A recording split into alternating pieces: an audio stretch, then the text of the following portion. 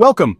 Today we're traveling the world to explore cities that look alive, grand squares, endless apartments, but are eerily empty. Why do these vast places stand silent? What went wrong? We'll uncover stories of ambition, disaster, and forgotten dreams. This isn't your typical travel guide. We're peeling back the layers to reveal the human stories behind these ghost cities. Ready for our first stop? It's a modern marvel missing just one thing: people. Let's go. Our journey begins in Ordos Kangbashi, Inner Mongolia, China. A city built for 1 million but nearly empty. Billions were spent on futuristic towers, stadiums and plazas, expecting a bustling metropolis. But the jobs never came, and sky-high property prices kept ordinary people out. Ordos became a speculator's paradise, not a community. Walking its silent boulevards, you feel the weight of ambition, and the absence of life. The city has infrastructure, but not the heart or soul that real communities need. A few residents remain and the government still hopes to fill it, but Ordos stands as a cautionary tale. It's a ghost city born from optimism, not disaster. A beautiful, haunting reminder. You can build a city, but you can't force it to live. Ordos is a monument to the risks of planning without people at the center. Sometimes the grandest dreams echo the loudest when no one's there to hear them. On to our next city, emptied not by economics but by catastrophe. Next we visit Pripyat, Ukraine, a city frozen by disaster. Built for Chernobyl's workers, Pripyat was vibrant and young until April 1986, when a nuclear explosion changed everything. Residents, unaware of the danger, lived normally for a day before evacuation orders came. They left homes, pets, and belongings behind, expecting to return in days, but never did. Today, nature reclaims Pripyat. Trees grow through classrooms, wild animals roam, and the iconic Ferris wheel stands unused. Every abandoned room tells a story of lives interrupted. Pripyat is not just empty, it's a mausoleum for 50,000 dreams, a chilling reminder of invisible danger. The city remains uninhabitable for thousands of years, a stark warning of the power and peril of nuclear energy. Here, silence is not just absence, it's memory, loss, and the cost of human error. Pripyat's emptiness is a legacy, not a choice. From nuclear shadows, we head to a paradise lost to conflict. Let's travel to the Mediterranean. Welcome to Varosha, Cyprus, a glamorous resort frozen in time. In the 1970s, Varosha was a playground for the rich and famous, its beaches and hotels bustling with life. But in 1974, war erupted. Residents fled, expecting to return after the fighting. The Turkish military fenced off Varosha, turning it into a forbidden zone. For nearly 50 years, luxury hotels and boutiques have decayed behind barbed wire. Nature has reclaimed the beaches, and the city stands as a time capsule of sudden loss. Varosha's fate is tangled in unresolved politics, its empty streets a symbol of division. Some areas have reopened, but the heart of the city remains off-limits, a haunting reminder of paradise lost overnight. Here, abandonment is political, not natural. The pain of exile lingers for those who can see their homes but never return. Varosha is a modern Pompeii, abandoned at its peak, left to crumble by the sea.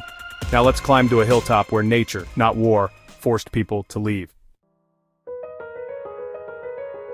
In southern Italy, the ancient town of Krakow clings to a hilltop, now a magnificent ruin. For centuries, Krakow thrived, its stone buildings a testament to resilience. But the very hill that protected it was unstable, prone to landslides worsened by faulty infrastructure. Disasters in the 20th century, landslides, floods, and earthquakes, forced residents to abandon their ancestral home. Today, Krakow is silent, accessible only with a guide. Its empty streets and collapsed churches are a stark reminder of nature's power over human ambition. Unlike other ghost towns, Krakow's abandonment was a matter of survival, not politics or economics. Here, history is slowly reclaimed by the earth. Krakow stands as a beautiful, melancholic monument to the eternal struggle between people and geology. Now let's journey to an island fortress built on coal and left to the sea. Next stop, Japan. Off Japan's coast lies Hashima, or Battleship Island, a concrete city once packed with life, now eerily empty. Built by Mitsubishi for coal mining, the island's population soared, with families living in Japan's first high-rise apartments. Life was tough underground, but above, a tight-knit community flourished with schools, shops, and even a cinema. When coal demand collapsed in the 1970s, the island was evacuated in months. Hashima's buildings were left to the elements, crumbling under typhoons and salt winds. Today, it's a haunting relic, part industrial marvel, part post-apocalyptic ruin.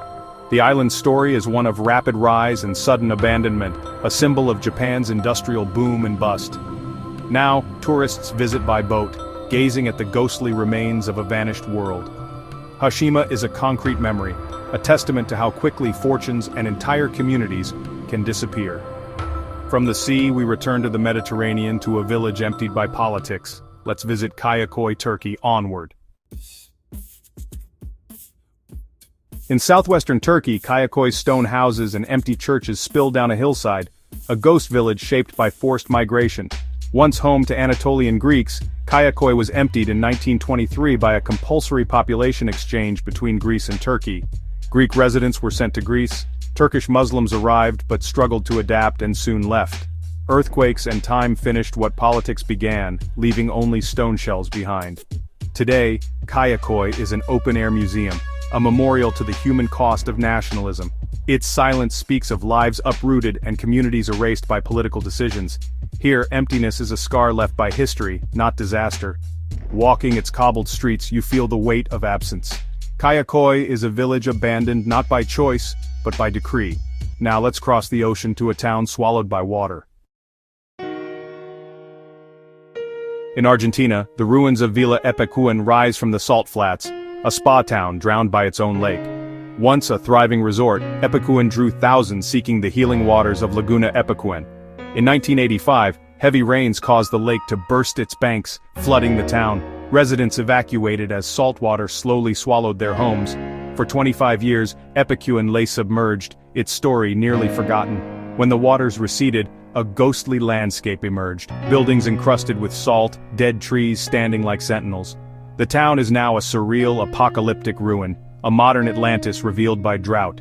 Epecuen's fate is a reminder of nature's unpredictability and the fragility of human settlements. Here, the past is preserved in salt and silence. From water to sand, our next ghost town was buried by the desert. Let's head to Africa. Next, Kolmanskop. In Namibia's Namib Desert, Kolmanskop's grand German houses are filled with sand, a diamond boomtown lost to the dunes. Discovered in 1908, diamonds sparked a rush, and a luxurious town rose in the desert. Kolmanskop boasted hospitals, a theater, and even an ice factory, an improbable oasis of wealth. But when diamonds ran out and richer fields were found elsewhere, the town emptied almost overnight. The desert reclaimed Kolmanskop, filling rooms knee-deep with sand and erasing the traces of luxury. Today it's a photographer's dream, a surreal blend of architecture and nature. Kolmanskop is a powerful metaphor. Fortunes can vanish as quickly as they appear. Here, the desert always wins. Now let's ride to the American West for a classic ghost town. Next stop, Bodie, California. Saddle up.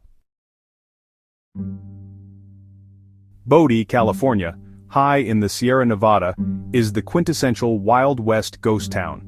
Born in the gold rush, Bodie exploded with miners, gamblers, and outlaws chasing fortune. At its peak, it was wild, lawless, and bustling with nearly 10,000 people. But as gold dwindled, fires and decline emptied the town. By the 1940s, Bodie was abandoned, its buildings left in arrested decay. Today, Bodie is preserved as a state historic park, frozen in time, not restored. Peering through dusty windows, you see shelves still stocked, tables set, as if the last residents just stepped out. Bodie is a living museum, a window into the fleeting dream of the American frontier. Its silence is thick with stories of hope, hardship, and the wild pursuit of gold. Here the past lingers in every creek and shadow. From the Wild West we travel to Spain, where war left a town in ruins. Next, Belchite. Let's go. In Aragon, Spain, the ruins of old Belchite stand beside a new town, a permanent scar from the Spanish Civil War. In 1937, Belchite was destroyed in a brutal battle, its buildings shattered and thousands killed. After the war, Franco ordered the ruins left untouched as a monument to his victory and a warning to the defeated. Prisoners built the new town in the shadow of their lost homes. Today, walking through old Belchite is a sobering experience. Bullet holes, collapsed churches, and rubble everywhere. It's not a picturesque ruin but a violent one, a testament to the devastation of war. Belchite's emptiness is a deliberate reminder of the cost of hatred and conflict. Here, silence is a warning, not just a memory. The town stands so we never forget the price of war. Now let's reflect on what these ghost cities teach us. 10 cities, 10 stories, each a powerful reminder of how fragile our creations are. These empty places are more than ruins, they're echoes of lives, dreams, and history. They force us to confront questions about progress, memory, and the consequences of our actions. Exploring them connects us to a deeper, often hidden history of our world. If you found these stories haunting and fascinating, subscribe for more journeys to forgotten places. Thanks for watching, until next time.